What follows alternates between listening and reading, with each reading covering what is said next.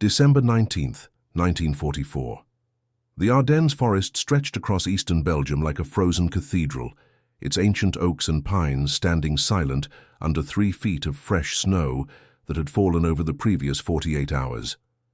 The temperature had dropped to -15 degrees Celsius, cold enough that metal burned exposed skin and breath froze in beards. Corporal James Washington of the United States Army Engineers, 3rd Battalion, Company B, crouched beside a massive spruce tree on a hillside, overlooking a narrow forest road, his entire body shaking from cold and exhaustion. His breath formed white clouds that hung in the still air, each exhalation a reminder that he was burning precious calories his body could not spare.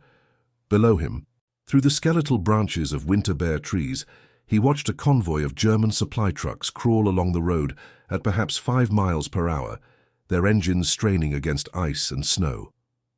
Washington had been separated from his unit for 2 days and 3 nights. He was surviving on half a canteen of water that had frozen solid 12 hours ago, forcing him to keep the canteen inside his uniform against his skin to melt it.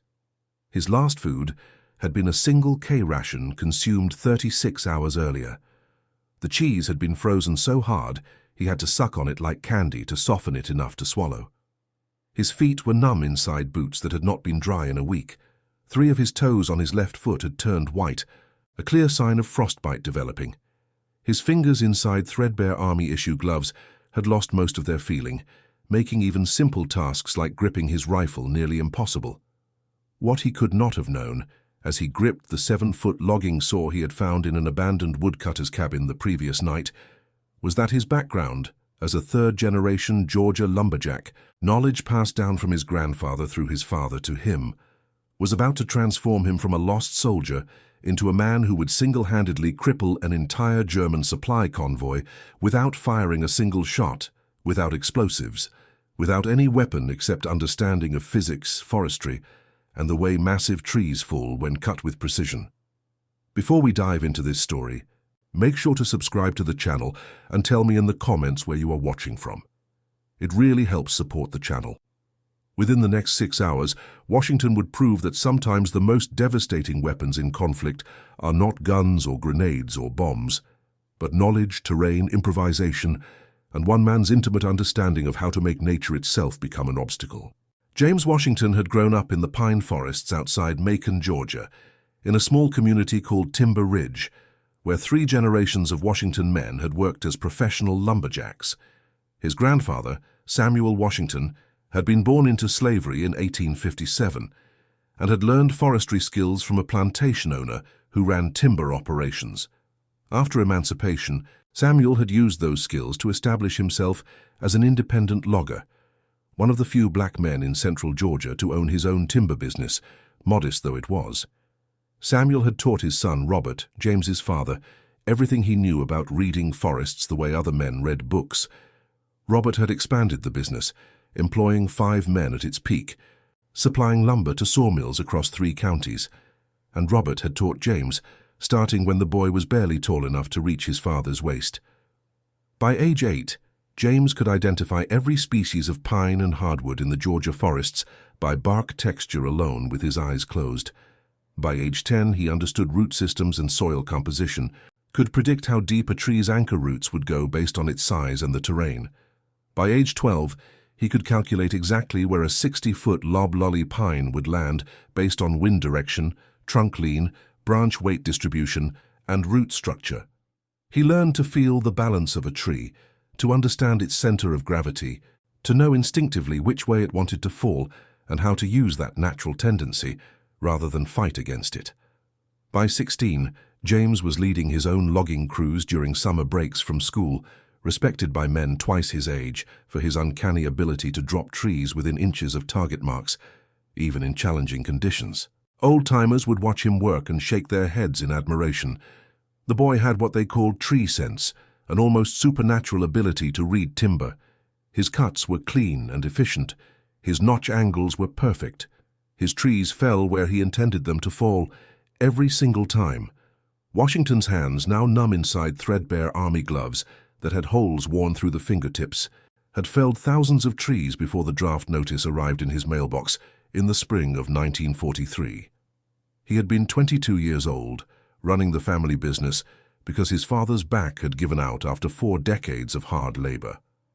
The business was supporting not just his parents, but also his younger sister's education at a teaching college in Atlanta, one of the few institutions that accepted colored students. The draft notice had been both expected and unwelcome. Washington had no illusions about the conflict in Europe, no romanticized notions about glory. But he also understood duty, and he believed that fighting against tyranny was necessary work, even if the country he was fighting for did not always extend him full citizenship rights. His grandfather Samuel had told him stories about colored soldiers in the Civil War, about the 54th Massachusetts and the Buffalo Soldiers, about men who had fought for a country that enslaved them because they believed in what that country could become, not what it was. So James Washington had reported for duty, had endured basic training at Fort Benning, where he excelled in everything except rifle marksmanship, his vision in his left eye being slightly weaker than regulations preferred. The engineers had seemed like a natural fit. Washington had excelled in training, particularly in demolitions and obstacle construction, bridge building and field fortifications. He understood stress loads and material properties intuitively. He could calculate how much explosive would bring down a bridge without seeing the actual structure, just from knowing its span and construction material. His instructors had noted his exceptional aptitude in their reports, but the Army had other plans. Despite his expertise, despite his high scores on technical tests, despite recommendations from 3 different training officers, he found himself assigned to a segregated labor battalion designated for manual work. The 327th Engineer Labor Battalion was composed entirely of colored soldiers, commanded by white officers, tasked with the unglamorous work of building roads, hauling supplies, digging latrines, filling sandbags, and whatever other physical labor the Army required. There was no precision engineering, no demolitions work, no bridge construction, just endless days of digging and lifting and carrying. The irony was not lost on Washington or his fellow soldiers. Here were men with skills in carpentry, masonry, mechanics, and engineering, reduced to pick and shovel work, because the Army's segregation policies could not conceive of colored soldiers in technical roles. Washington could calculate load-bearing weights and stress points instinctively, could determine exactly how much support a temporary bridge needed based on expected traffic. Yet he spent his days filling sandbags and digging drainage ditches. He accepted this with the same quiet determination his grandfather had shown in building a business in a Jim Crow South that placed obstacles at every turn. You did the work in front of you. You did it well. You waited for opportunities, and when they came, you were ready. Then came the German offensive through the Ardennes, an attack so unexpected that Allied intelligence had completely failed to predict it. The assault began on December 16, 1944, with a massive artillery barrage that shook the frozen ground. The surprise attack had shattered American lines in dozens of places, sending units fleeing in confusion through the snow-choked forest. Communication lines were cut. Command structures collapsed. Individual units found themselves isolated, surrounded, or simply lost in the vast wilderness of the Ardennes. Washington's battalion, the 327th, had been positioned about 15 miles behind what everyone believed was a quiet, secure section of the front line. They had been constructing a supply depot, one of dozens being built to support what everyone assumed would be an American offensive in the spring. The work was routine. Dig foundations, pour concrete, build storage sheds, string wire for electrical systems, the kind of labor they had been doing for months. On December 17th, the second day of the German offensive, refugees began streaming past their position. Civilians first, Belgian families fleeing the advancing troops, then American soldiers, some wounded, some simply terrified, all talking about German tanks and paratroopers and breakthrough attacks. The battalion commander, a white captain from Virginia named Harrison, who had never shown Washington anything but professional courtesy, called his company commanders together for a hasty conference. Washington was close enough to hear parts of the discussion. The situation was unclear, Captain Harrison said. They had no contact with division headquarters. Radio communications were sporadic at best. The latest report, from a retreating armored unit, suggested German forces were less than 5 miles away and advancing rapidly. The captain made his decision. They would evacuate south, try to reach American lines around Luxembourg City, about 20 miles away, destroy anything that might be useful to the enemy. Leave immediately. The battalion began its evacuation in organized chaos. Men grabbed what they could carry. Vehicles were loaded with wounded soldiers from other units who had staggered into the camp. Washington and his squad were assigned to demolish the partially constructed depot. They worked quickly, setting charges on concrete foundations, preparing fuel dumps for burning. It was the first time Washington had actually used his demolitions training in over a year. And even in the stress of the moment, there was satisfaction in doing real engineering work. They had just lit the fuses when the first German troops appeared on the ridge to the northeast. Not a full attack, just scouts probably, but their presence meant the main force was close behind. Captain Harrison gave the order to move out immediately, abandoning the demolition work half finished. Men ran for the trucks, engines roared to life. The convoy began rolling south down a forest road that was barely more than a logging track. Washington was in the third truck from the rear, squeezed between other soldiers, when German artillery found their range. The first shell hit 50 yards ahead of the convoy, throwing up a geyser of frozen earth and snow. The second shell landed directly on the lead truck, which exploded in a ball of orange flame. The convoy stopped, trapped between the burning wreck ahead and the artillery continuing to fall all around them. Men poured out of the trucks, seeking cover in the forest on both sides of the road. Washington grabbed his rifle and ran into the trees on the western side, keeping low, trying to put distance between himself and the road.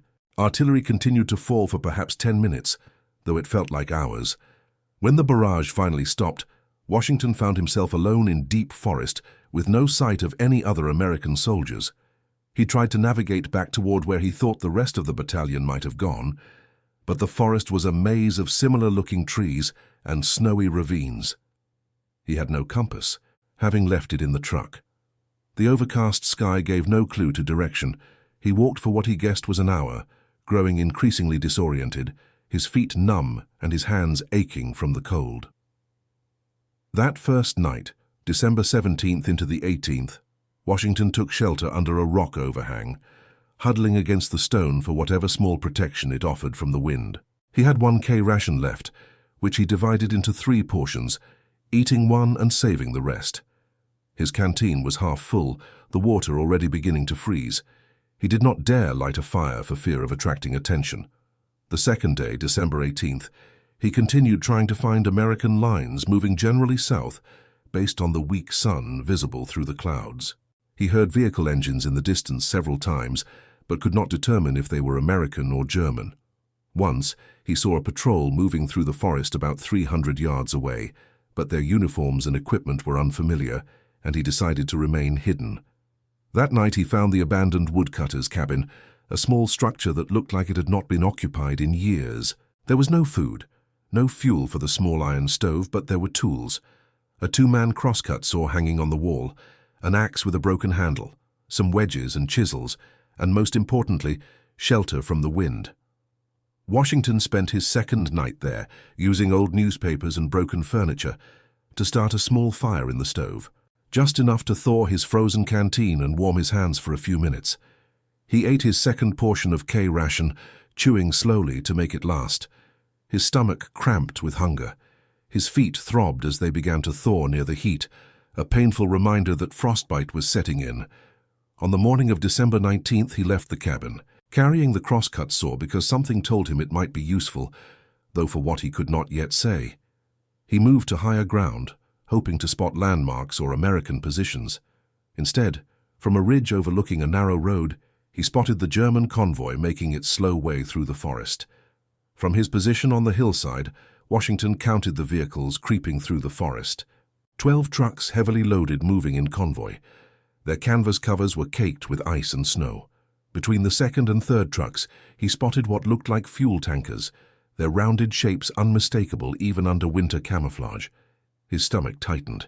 This was not just supplies, this was fuel for tanks, ammunition, food for frontline troops, everything the German offensive needed to continue pushing west toward the Meuse River. He had no radio, no way to call in artillery or air support, not that aircraft could fly in this weather anyway. His rifle contained 8 rounds. Even if he was the best marksman in the army, which he definitely was not, 8 bullets would barely slow down a convoy protected by armed soldiers. Washington shifted his weight, feeling the cold seeping through his boots.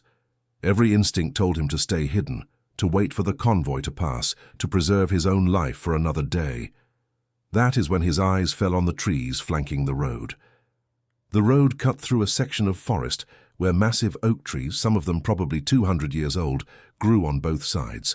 Their trunks were easily 4 feet in diameter, and they leaned slightly toward the road due to prevailing winds from the west. Washington's trained eye immediately began calculating angles and distances. The trees on the eastern side leaned approximately 15 degrees toward the roadway. If those trees fell, they would create an impenetrable barrier across the entire width of the road. He looked down at the logging saw he had been carrying since finding the abandoned cabin. It was a 2-man crosscut saw, 7 feet long, designed for felling large timber. Normally, it required 2 people to operate efficiently, but Washington had used similar saws alone during lean seasons, when his family could not afford hired help. It would be exhausting work, especially in his weakened state, but it was possible. The question was whether he could do it before the convoy reached this section of road. Washington studied the convoy's pace. The trucks were moving slowly, maybe 5 miles per hour, struggling through snow and ice. The road curved away to the south before straightening out for the section where the big oaks grew. He estimated he had maybe 45 minutes before the lead vehicle entered his target zone. He made his decision. Moving as quickly as the deep snow allowed, Washington descended the hillside toward the largest oak on the eastern side of the road. The tree was magnificent, probably dating back to before the American Revolution. Its trunk was thick and straight, rising 60 feet before the first major branches. Washington placed his hand on the rough bark, feeling oddly guilty. This tree had survived centuries of storms, wars, and human activity. Now it would fall because he needed to stop 12 trucks. He positioned himself on the uphill side of the tree, a fundamental principle his grandfather had drilled into him. Always cut from uphill when possible, because if the tree shifts or kicks during the cut, it will move downhill away from you rather than crushing you.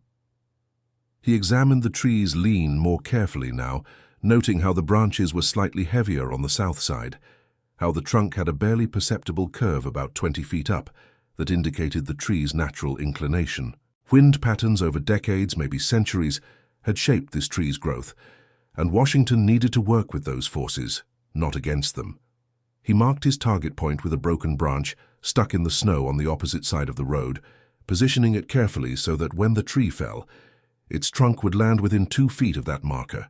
He stepped back and visualized the fall one more time, mentally tracing the arc the tree would make, calculating the radius of the crown's sweep, ensuring there were no other trees that might catch and deflect the fall. Everything had to be perfect. Then he started cutting. The saw bit into frozen oak with a sound like tearing fabric. The steel teeth, rusty but still sharp enough, gripped the wood and pulled sawdust out with each stroke.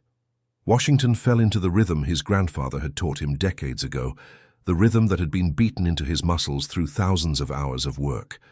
Long, smooth strokes using the full length of the blade. Pull. Let the saw's weight do the work. Push, guiding but not forcing. Pull. Push. Let the teeth cut. Do not force them through the wood. Trust the tool. Trust the technique. The temperature was so cold that the saw blade became brittle. Washington had to slow his strokes to avoid cracking the metal. Each pull and push sent ice crystals flying from the cut, mixing with sawdust that fell like brown snow onto the white ground. His breath came in ragged gasps, each exhalation burning his lungs, each inhalation like inhaling knives.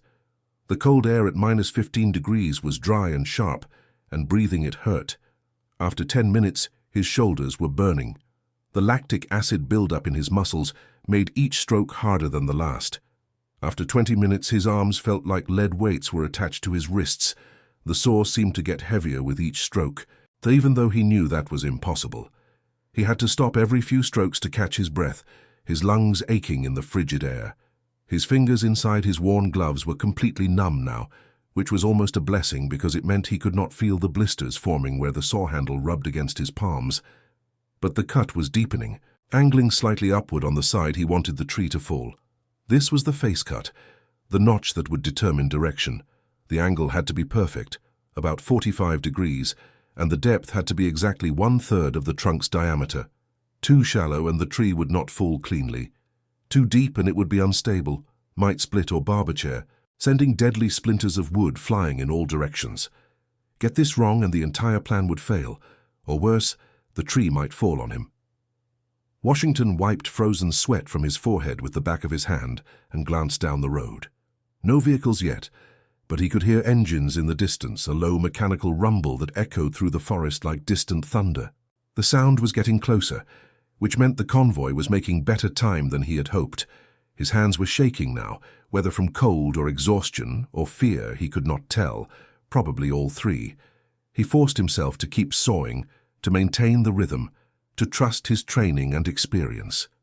The face cut finally reached the depth he needed, about 16 inches into a trunk that measured roughly 4 feet in diameter. He pulled the saw free and moved to the opposite side of the tree. This was the back cut, made slightly higher than the face cut, which would create a hinge of wood to guide the tree's fall. This cut required even more precision than the face cut. The hinge had to be strong enough to guide the tree, but weak enough to break at the right moment. Too thick and the tree would not fall at all. Too thin and it would snap prematurely, causing the tree to fall wild and uncontrolled. The engine sounds were getting distinctly louder. Washington could almost feel the vibration through the frozen ground. He started the back cut, his arms screaming in protest. Every muscle fiber in his shoulders and back and arms was exhausted, pushed beyond normal limits. His vision was starting to blur from fatigue and dehydration and hunger. The saw kept binding in the cut, the green wood pinching the blade as the tree's weight shifted microscopically. Each time it bound, he had to work the blade free, wasting precious seconds, spending energy he did not have. Washington drove a small wedge into the back cut to keep it open, using a broken piece of branch and a rock to tap it in. The wedge relieved the binding pressure, letting him continue sawing. He worked with desperate speed now, the mechanical precision giving way to frantic effort. The convoy would be here soon. Minutes, not hours. He was running out of time. The saw cut deeper into the oak. 18 inches, 20 inches, 22 inches. The tree groaned suddenly, a deep sound like a giant shifting in sleep. Washington froze mid-stroke, his heart hammering. That groan meant the tree was ready, that the wood fibers were beginning to separate under the tremendous tension. But it had not committed yet. He needed just a bit more cutting, maybe another inch or two, but he also needed to be ready to run. When a tree this size started to go, it could kick backward off the stump with enough force to kill a man instantly.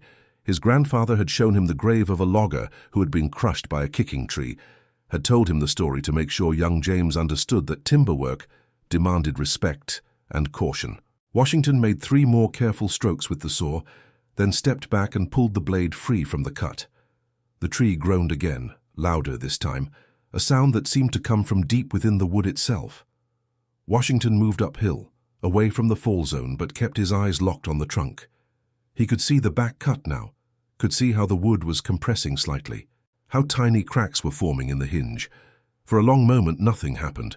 The tree stood as it had for 2 centuries, ancient and massive and seemingly immovable, defying gravity and the laws of physics that Washington had just employed against it.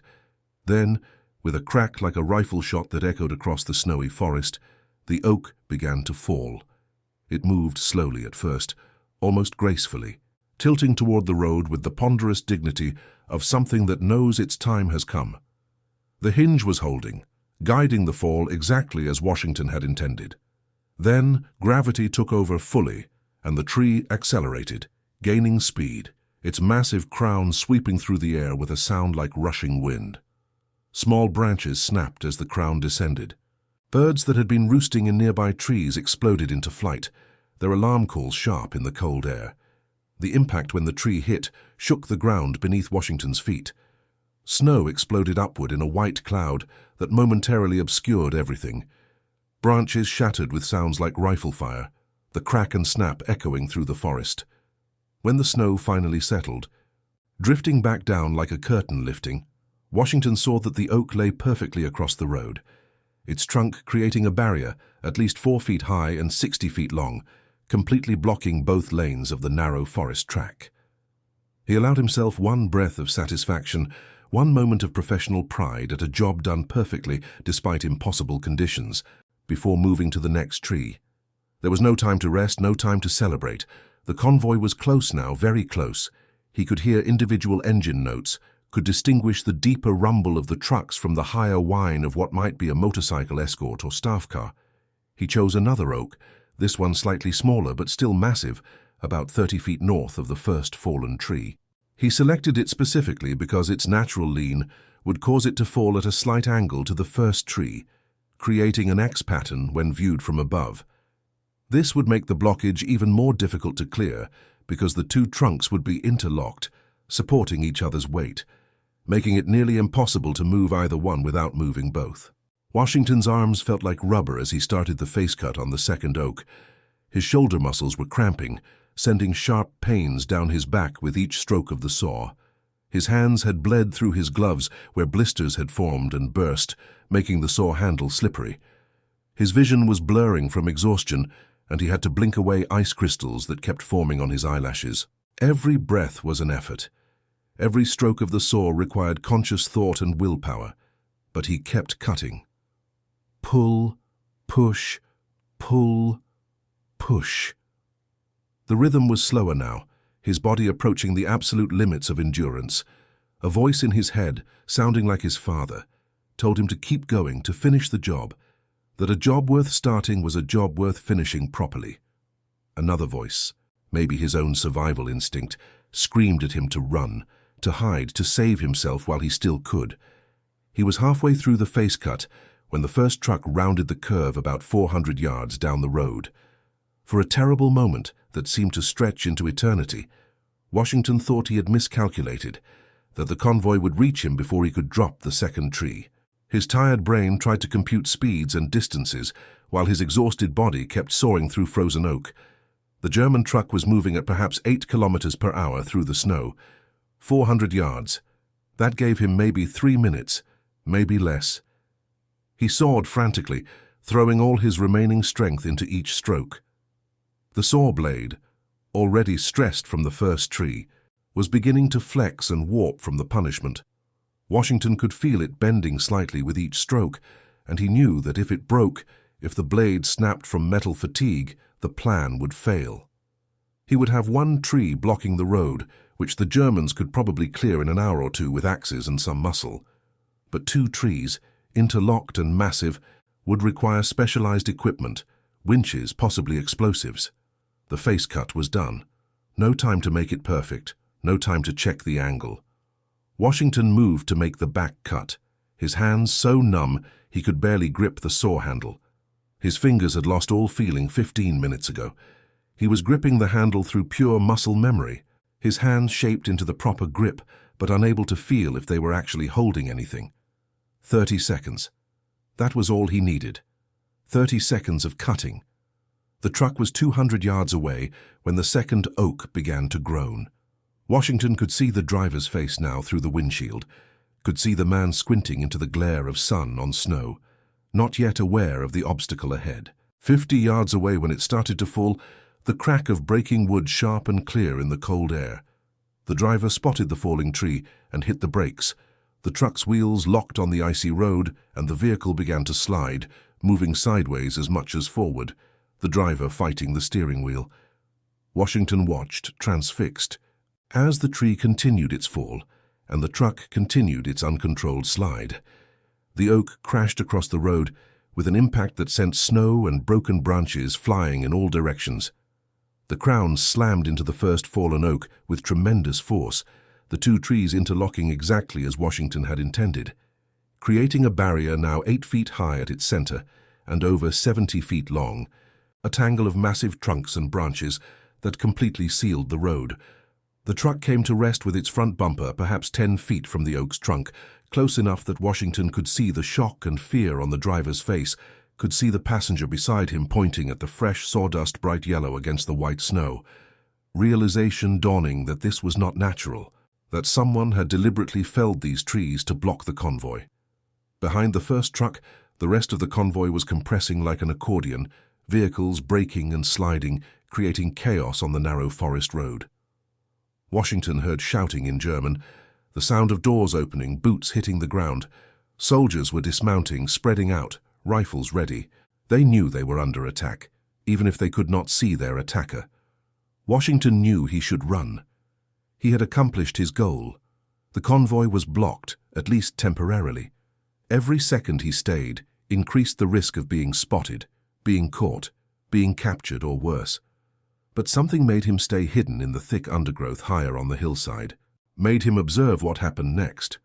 Call it curiosity, call it the need to know if his work had been worthwhile, call it the simple human desire to witness the consequences of one's actions. He stayed, and he watched. A German officer, his rank insignia suggesting he was a captain or perhaps a major in the supply corps, walked forward to examine the fallen trees. He was perhaps 40 years old, with the lean look of a man who had spent years in military service. He moved with the careful deliberation of someone used to assessing problems and finding solutions. The officer reached the first oak and placed his gloved hand on the trunk, running it along the smooth surface of the cut stump. He bent down to touch the sawdust, still bright yellow against the white snow, barely beginning to be covered by the light snowfall that had started. He examined the second tree's cut as well, studying the angle, the precision, the professional quality of the work. These were not amateur cuts. These were not the hasty work of desperate soldiers with axes. These were clean, precise professional cuts made by someone who knew exactly what they were doing. The officer straightened and turned slowly, scanning the forest with careful eyes that missed nothing. He looked directly at the hillside where Washington was hidden, and for one heart-stopping moment, Washington was certain he had been spotted. The officer called out in German, his voice carrying clearly in the cold air. Washington did not speak the language fluently, but he had picked up enough during training and from captured documents to understand the general meaning. The officer was not threatening. He was not ordering his men to hunt for the saboteur. Instead, his tone was almost respectful, acknowledging a worthy opponent, offering acknowledgement of skill and tactical thinking. After a moment of silence, receiving no response from the forest, the officer turned back to his men and began giving orders. His hand gestures were clear even from a distance. He was organizing a retreat, not a search. He sent runners back down the convoy line, and Washington watched as the message was relayed from truck to truck. What happened next surprised Washington more than anything else that day, more than his own success in dropping the trees, more than his survival despite exhaustion and exposure. Instead of sending soldiers to hunt for whoever had felled the trees, instead of attempting to clear the road with explosives or bringing up heavy equipment or simply muscling through with sheer manpower, the German officer organized a complete retreat. He sent more runners back down the convoy line with what were clearly orders to reverse course. Within 20 minutes, accomplished with impressive discipline despite the difficult conditions, the trucks were backing up one by one, carefully reversing along the narrow road toward the curve they had come from. It was a slow, dangerous process on the ice and snow. Drivers leaned out of windows to see behind them, while soldiers walked alongside to guide them, calling out warnings about the road edge or obstacles. But they managed it with the kind of practiced efficiency that spoke to professional military training and experience. Washington watched, confused and trying to understand the logic behind the decision. Why would they retreat so easily? They had the manpower to clear the trees. A dozen men with axes could cut through those trunks in a few hours. They could bring up explosives and blow the trees into movable pieces. They could even leave the trucks and continue on foot with the most critical supplies, whatever those were. The German military was known for determination, for pushing through obstacles, for the kind of stubborn persistence that had carried them deep into Soviet territory and across most of Europe. Then understanding began to dawn on Washington, slowly at first, then with crystalline clarity that made him appreciate the German officer's thinking. The officer had looked at those saw cuts and made a calculation that went far beyond the immediate tactical situation. If one man, or even a small team, could fell trees with such precision to block the road here, they could do it again and again at any point along the route. The entire road network through the Ardennes forest was flanked by mature timber. Every kilometer of road passed through forest that could be turned into an obstacle. It would be impossible to guard every vulnerable stretch. They would need to post soldiers every 100 meters, on both sides of every road, watching every tree that could potentially block their supply lines.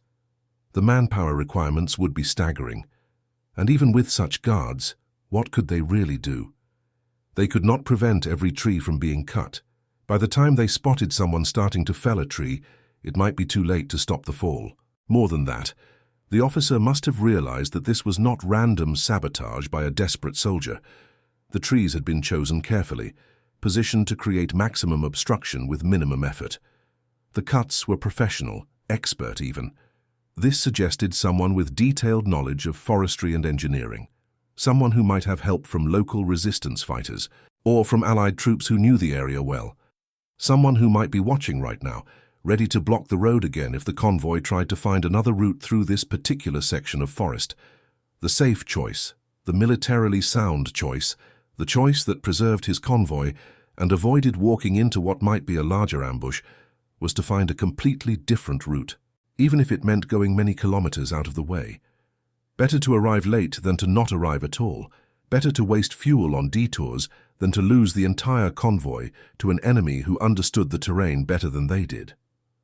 One man with a saw had turned back an entire convoy, not through violence, not through destruction, but through creating an obstacle and making the enemy commander calculate that the cost of overcoming that obstacle was higher than the benefit of pushing through.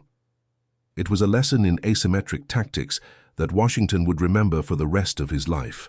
Washington stayed hidden until the last truck disappeared around the curve, its engine sounds fading into the forest silence. Then he sank down into the snow, his body shaking uncontrollably from exhaustion, cold and delayed terror at what he had just done. He had no food, no shelter. His feet were probably frostbitten and his hands were bleeding where the saw handle had worn through his gloves. But he had stopped the convoy. He forced himself to stand, to move, knowing that staying still meant death from exposure. He headed north parallel to the road but staying in the forest cover, hoping to find American lines or at least another abandoned building where he could take shelter. The snow was falling again, heavy flakes that would soon cover his tracks and the evidence of what he had accomplished. 3 hours later, delirious from cold and on the verge of collapse, Washington stumbled into an American checkpoint, manned by soldiers from the 101st Airborne Division. They were dug in around the town of Bastogne, which was surrounded by German forces. The paratroopers wrapped him in blankets, forced hot coffee down his throat, and listened with skeptical expressions as he tried to explain about the convoy and the trees. A lieutenant questioned him, making notes but clearly doubtful. German supply columns did not turn back because of fallen trees. They had engineers, equipment, overwhelming force. Washington was probably confused, suffering from exposure and stress. Maybe he had seen some trucks stop temporarily and had misinterpreted what happened. Washington was too exhausted to argue. They assigned him to a warming tent with other wounded and frostbitten soldiers, gave him real food for the first time in 3 days, and told him to rest. He fell asleep believing that no one would ever know what he had done in the forest, that it would be dismissed as the hallucination of a lost soldier who had been through too much. He was wrong. On December 21st, 2 days after Washington blocked the convoy, American forces launched a counterattack that helped stabilize the southern shoulder of the German offensive. Among the intelligence gathered during this operation were captured German radio communications. One message, intercepted and translated by Allied codebreakers, described a supply convoy that had been forced to abandon a critical fuel delivery because of impassable obstacles on Route 16. The convoy had lost so much time finding an alternate route that the fuel arrived too late to support a planned armored thrust. Several German tanks had run out of fuel and been abandoned as a result. A captain in military intelligence, reviewing these intercepts, remembered the report about a colored soldier from the engineers who had claimed to block a German convoy by felling trees. He requested a follow-up interview with Washington. By this time, Washington had been treated for frostbite, 2nd degree on 3 toes and both thumbs, and was recovering in a field hospital. The intelligence captain found him there and asked him to describe. in precise detail, exactly where he had been and what he had done. Washington described the location as best he could. The curve in the road, the hillside with the abandoned woodcutter's cabin, the section of old-growth oak trees. The captain pulled out a map and asked Washington to point to where he thought this had occurred. Washington's finger touched a road marked as Route 16, roughly 12 miles northeast of Bastogne. The captain sat back, his expression transforming from skepticism to something like awe. "Route 16, he said quietly. "That is the route described in the intercept." Washington shrugged. "I just cut down some trees, sir, did what I could." But the captain was already making notes, already thinking about the larger implications. One man, separated from his unit, armed with nothing but a saw and knowledge learned in the pine forests of Georgia, had accomplished what artillery and airstrikes had not. He had delayed a critical supply convoy during the most important phase of the German offensive. The fuel that never reached its destination might have kept tanks running during the push toward the Meuse River. The food and ammunition that arrived late might have made the difference in a dozen small firefights. There was no way to quantify the exact impact. War is too chaotic, too complex for such precise accounting. But the intelligence captain understood that small actions can have cascading effects, that in the intricate mechanism of military logistics, one missing gear can cause the whole machine to falter. The captain recommended Washington for the Bronze Star for his actions. The recommendation disappeared into the bureaucracy of a segregated army still uncomfortable with the idea of celebrating a black soldier's individual heroism. Washington never received the medal. He did receive a promotion to sergeant and a transfer to a combat engineer unit that was actually using engineer skills instead of just manual labor. He spent the rest of the conflict building and destroying bridges, clearing obstacles, and occasionally advising on the felling of trees for defensive positions. His expertise was finally recognized and utilized, though he noticed that the white officers who sought his advice rarely credited him in their reports. He accepted this with the same quiet determination he had shown in the Ardennes forest. The work mattered more than the recognition. When the conflict ended in May of 1945, Sergeant James Washington returned to Georgia with a Purple Heart for his frostbite injuries, a combat engineer badge, and memories he rarely discussed. He went back to logging, running his own small operation with 3 employees. The trees he felled now became lumber for houses being built across the growing South, part of the post-conflict construction boom. In 1953, a letter arrived at his home, forwarded through several addresses. It was from a German man named Heinrich Müller, who identified himself as the officer who had commanded the convoy Washington had blocked. Müller had spent 2 years in a prisoner of war camp, then returned to Germany, where he had become a civil engineer. He had been haunted by the memory of those perfectly cut trees, the professional precision of the work, and he had spent years trying to identify who had done it. Through a combination of research and luck, Müller had found references to Washington in captured American documents that had been returned to the United States. He wrote to express his respect for Washington's skill and ingenuity. "You defeated me without firing a shot," Müller wrote in careful English. "This is the highest form of military art. I have taught my engineering students about what you accomplished, as an example of how understanding terrain and materials can be more powerful than weapons. I hope you do not mind that I share your story, even though I did not know your name until recently." Washington wrote back a brief letter thanking Müller for his words and expressing hope that both their countries would find lasting peace.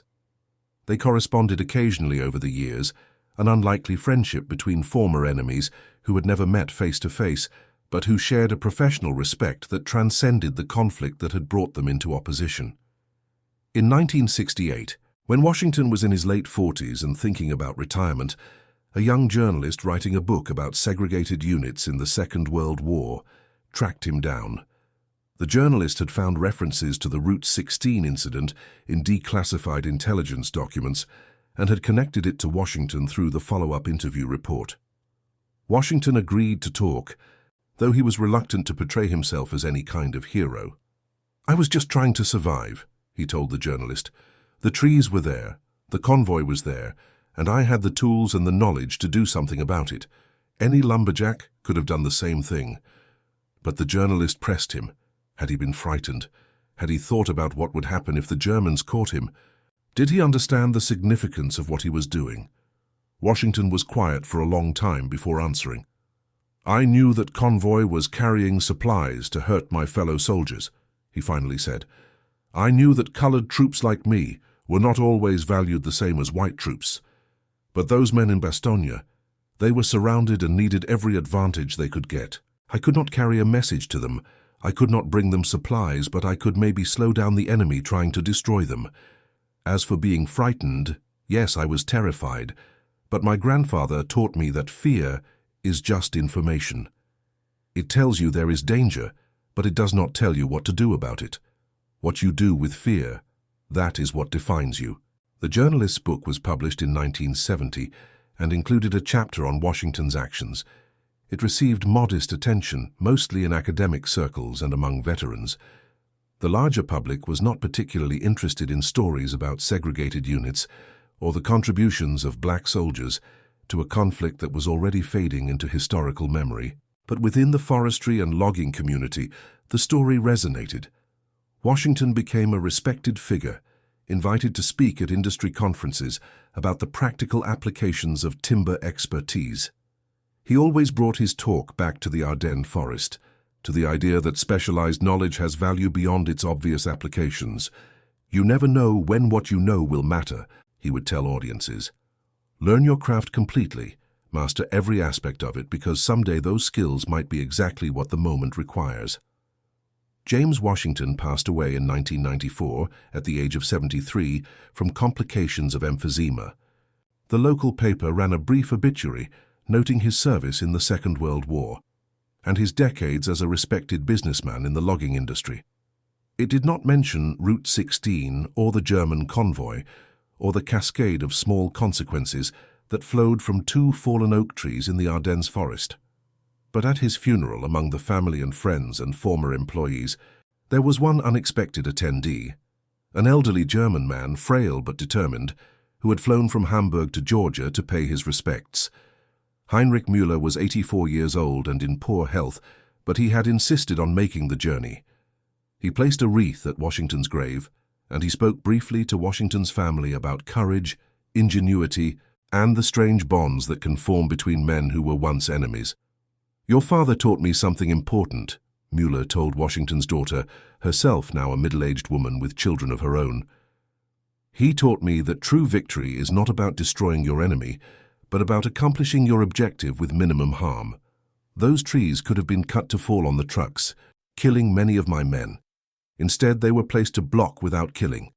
This showed not just skill but character. I have tried to live by that example."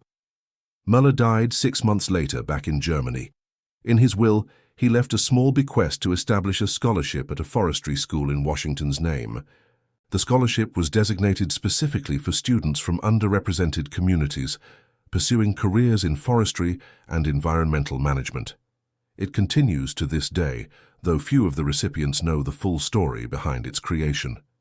The oak trees that Washington felled remained where they fell for many years.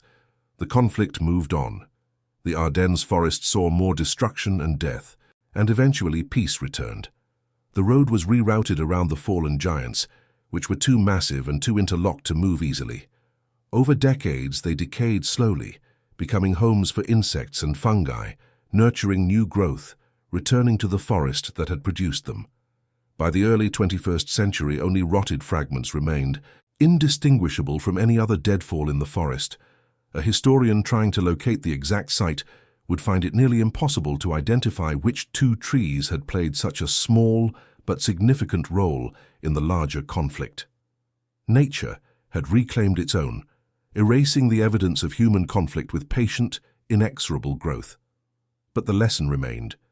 In museums and archives, in declassified documents and academic studies, the story persisted. One man, separated from his unit, armed with specialized knowledge and simple tools, had accomplished a military objective through non-violent means.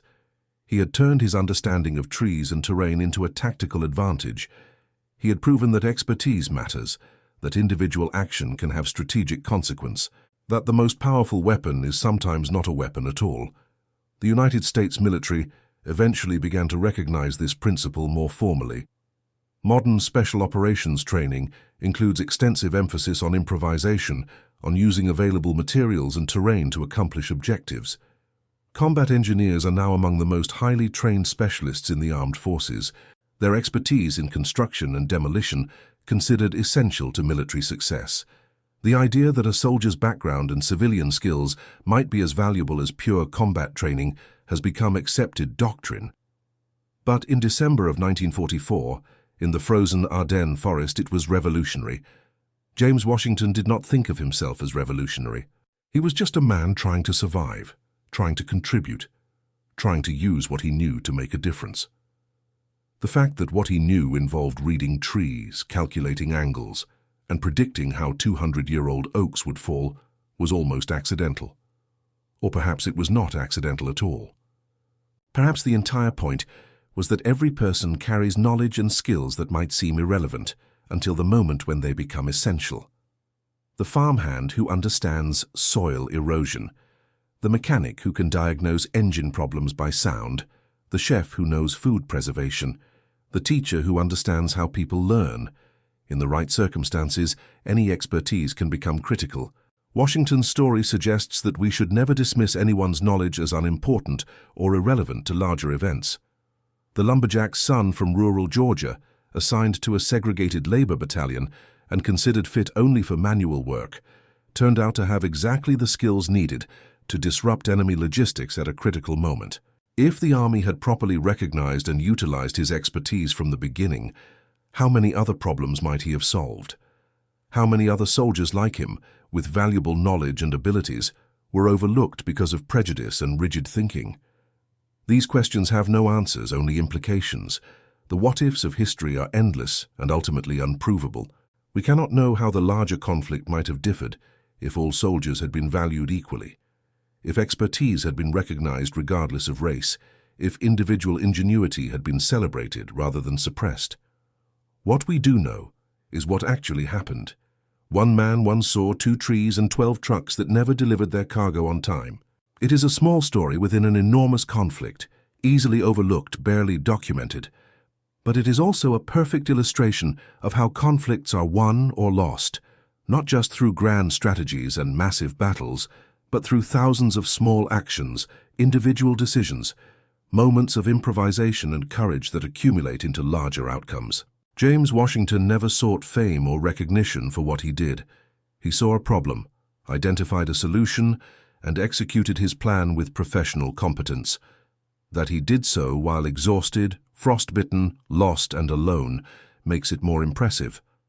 That he accomplished his objective without killing anyone, using only his understanding of natural forces and mechanical principles, makes it unique. That he was largely forgotten and unrecognized until decades after the fact because of the color of his skin and the prejudices of his time, makes it tragic. But the story survives, passed down through military histories and forestry schools, through the families of both the American soldier who felled the trees and the German officer who respected the skill required to do so. It survives because it contains a truth that transcends the specific conflict that produced it. Knowledge is power. Expertise matters. Every person has value, and sometimes the most effective way to stop an enemy is not through destruction, but through simple, elegant problem-solving. In the end, Washington's legacy is not about conflict or heroism in the traditional sense. It is about the dignity of work well done, the value of expertise fully mastered, and the unexpected ways that ordinary skills can have extraordinary impact. It is about seeing possibility where others see only obstacles, and having the courage to act when action is required. The forest where Washington felled those trees has regrown. New oaks stand where the old ones fell, part of the endless cycle of growth and decay that characterizes natural systems. They know nothing of conflicts or convoys, of sergeants or supply routes. They simply grow, following the same principles that Washington understood so well, reaching toward light, anchoring deep into earth, becoming part of something larger than themselves. Perhaps that is the most fitting memorial.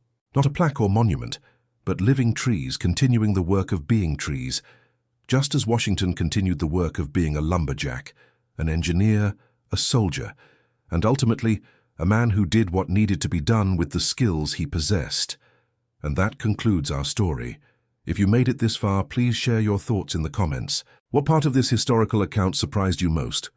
Don't forget to subscribe for more untold stories from World War II, and check out the video on screen for another incredible tale from history. Until next time.